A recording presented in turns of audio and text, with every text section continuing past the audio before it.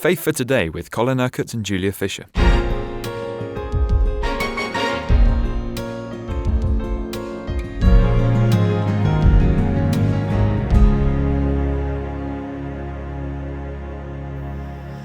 We're here in Israel making a special series of programs here with 40 people from Kingdom Faith, and of course concentrating on the life and work of Jesus.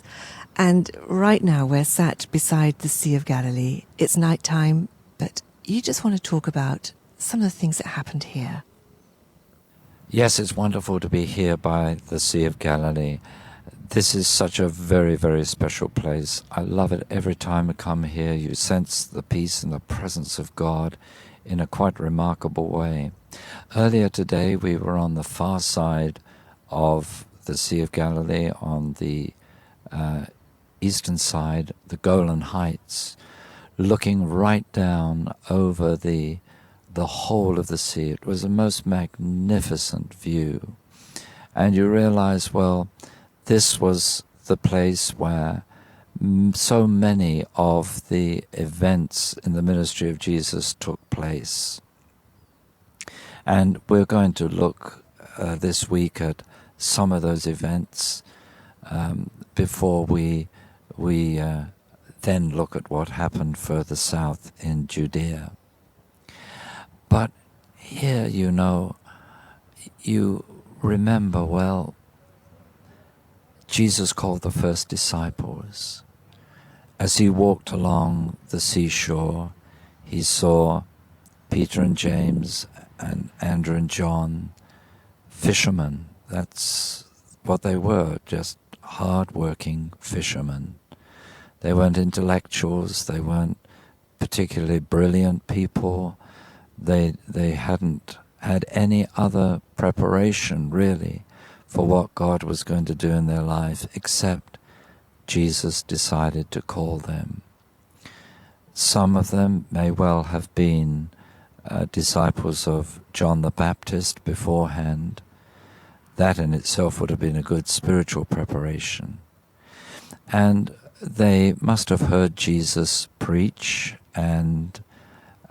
but were, I'm sure, totally unexpecting. They just weren't expecting at all this call to come follow me. But Jesus must already have gripped their hearts when they heard him speak. And they were prepared just to leave everything, leave their families, not permanently, of course, but to be prepared to become disciples. Now, we need to understand what a disciple was in the time of Jesus.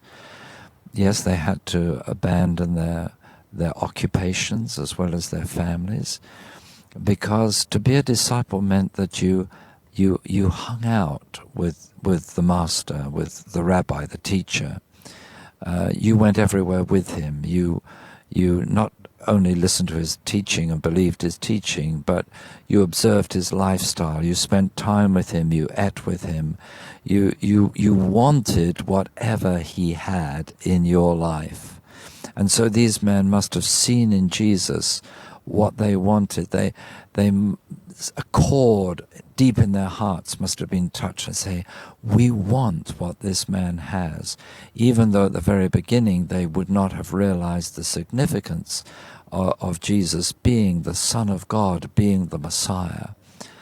But the authority with which he spoke, the love that presumably poured out of his heart and life, the compassion that they could see that he had for people, they must have been saying, yes, this is what we want. And of course, Jesus was to set up his ministry headquarters at Capernaum, right on this Sea of Galilee. This is where he returned to again and again after traveling around Galilee and after his various trips south to Judea, to Jerusalem, for the various feasts. So it was out of Capernaum that he was operating, and we're going to look at the events that happened in Capernaum tomorrow, and then the other events that happened along the seashore here.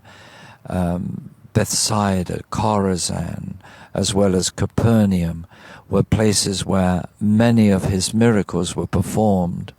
But the strange thing is, later in his ministry, Jesus was to curse those places. He says, "Woe to you," which is a way of pronouncing curse on those places. Why should he do that?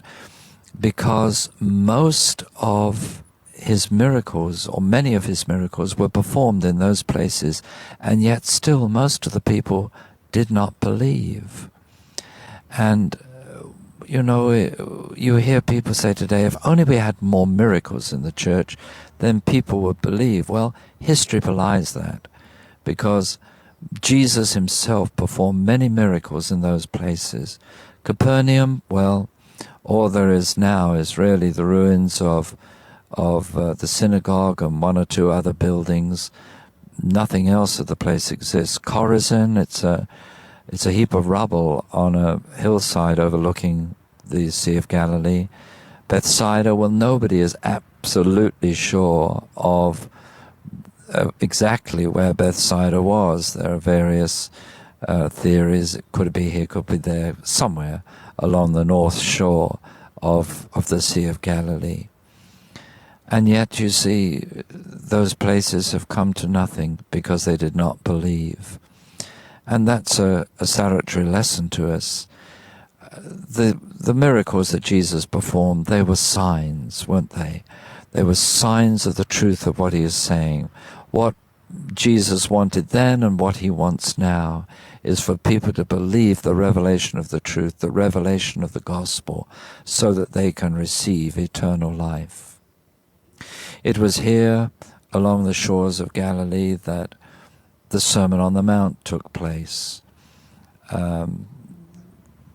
There's a place which is usually thought to be the site of that event, where Jesus would have gone away from the cities to places that were a natural amphitheater.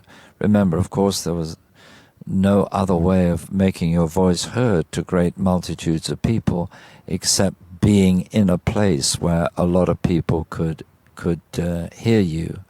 And although much of what Jesus said in his teaching was for his disciples who would gather around him, great crowds gathered around them in turn, especially when Jesus performed miracles.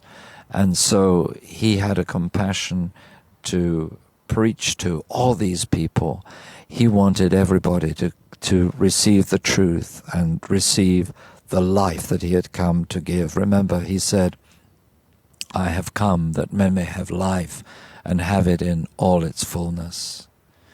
Of course, as I look out over the sea now, it's dark, but I can still see in the moonlight the water here. Jesus crossed this water on a number of occasions. He went over to the far side to set the demoniac free. Remember the pigs, the swine, 2,000 of them were drowned as the demons were cast out of the man and went into the pigs. And that man wanted to follow Jesus, but Jesus said, "No, you just go and tell everybody the great thing I've done for you." And the Decapolis, that's the area to the south and east of the Sea of Galilee, the 10 towns. They were, well, the evangelism of those towns began through the healing of that man. Jesus simply crossed back over the sea. There was the time, of course, when Jesus walked on the water. He'd been teaching the crowd, and he had wanted some time on his own. That's why he'd gone on that occasion over to the far side of the sea.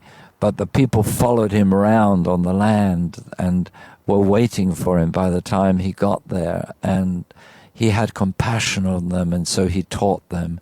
But when he dismissed them, he went up into the hills just to spend some time alone with the Father, sent the disciples on back across the sea. And there was a strong headwind that night, and they saw Jesus come walking on the water. I mean, that must have been astonishing, wasn't it? At first they were afraid because they thought it must be a ghost, but Jesus called out, "No, it's me." And then Peter said, "Well, if it is you, Lord, bid me come to you on the water." And Jesus simply said, "Come." And Peter gets out of the boat and he begins to walk on the water while his eyes are on Jesus. Then he begins to realize, wait a minute, it's a bit windy here and damp underfoot, and he looks away from Jesus and doubt begins to fill his heart. And immediately, of course, he begins to drown, or he begins to sink, and he cries out, "Lord, save me." Perhaps he couldn't even swim, you see. And so Jesus reaches out his hand and draws Peter to himself. And, well, how do you think they got to the boat? They walked together on the water. It's amazing what you can do when you walk with Jesus. I'm not suggesting that you're going to go and walk on water, but you can do the impossible when you know that you're at one with Jesus. And, you know, when they got into the boat, of course, all the disciples were absolutely amazed at what had happened. So this is a wonderful, wonderful place to be. And let me tell you, if you've never been to the Holy Land, if you've never been to Galilee, then when you get the opportunity, come. Because it's not just a question of being in the places where Jesus once walked and taught.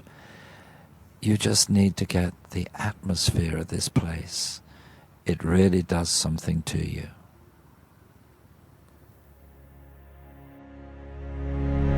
You've been listening to Faith for Today, presented by Julia Fisher. This program is sponsored by Kingdom Faith. For further information, visit our website, kingdomfaith.com.